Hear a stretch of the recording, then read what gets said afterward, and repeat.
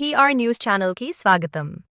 చిత్తూరు నగరంలో ఎప్పటికప్పుడు వార్తా విశేషాలు తెలుసుకోవడానికి మా ఛానల్ని సబ్స్క్రైబ్ చేయండి, లైక్ చేయండి.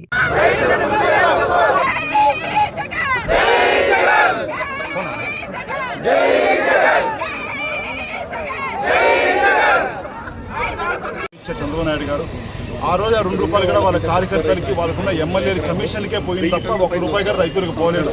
దీని మీద తప్పకుండా డిమాండ్ చేస్తున్నాం. ఎందుకంటే చేయకపోతే చంద్రబాబు నాయుడు గారు ఓటమి చిత్తూరు నుంచి బలంగా ప్రారంభమవుతుందని మా నాయకుడు, మా జిల్లా అధ్యక్షుడు భూమన కరుణాకర్ రెడ్డి గారి ఆధ్వర్యంలో, అదేవిధంగా పెద్దలు నారాయణ స్వామి గారి ఆధ్వర్యంలో బలంగా ఫైట్ చేసి చంద్రబాబు నాయుడు గారి గద్దె దింపేందుకు మేము కష్టపడతాం తెలియజేస్తున్నాం. అంటే ఈరోజు కర్ణాటక రాష్ట్రంలో ఈరోజు కేంద్ర ప్రభుత్వం అని తిరుగుతుంటే కూడా అమ్ముకోలేనటువంటి పరిస్థితి ఈరోజు చిత్తూరు జిల్లాలో మామిడి రైతుల పరిస్థితి.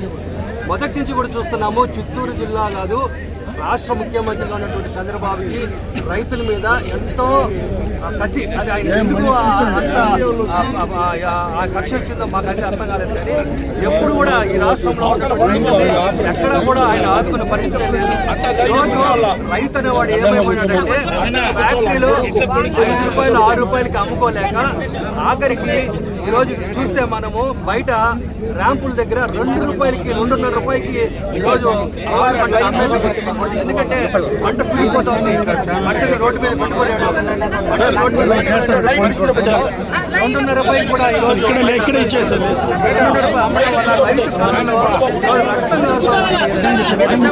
ముఖ్యమంత్రి అగ్గిపోయినాడో తెలియదు. కానీ ఇక్కడ ఉన్నటువంటి ఎమ్మెల్యే మురళి ఏమో చంద్రబాబు జాతరలో ఆ విధంగా ఎగురుతున్నాడు. కానీ ఏ ఫ్యాక్టరీ కూడా ఈరోజు ₹6 కొనట్లేదు. ఏ ఫ్యాక్టరీ కూడా ఈరోజు ₹6 కొనట్లేదు. ₹2, ₹3 కొన్ని రైతులు మోసం చేస్తుంది. మేము చెప్తున్నాం. ఇక్కడ ఉన్నటువంటి ఎమ్మెల్యే థామస్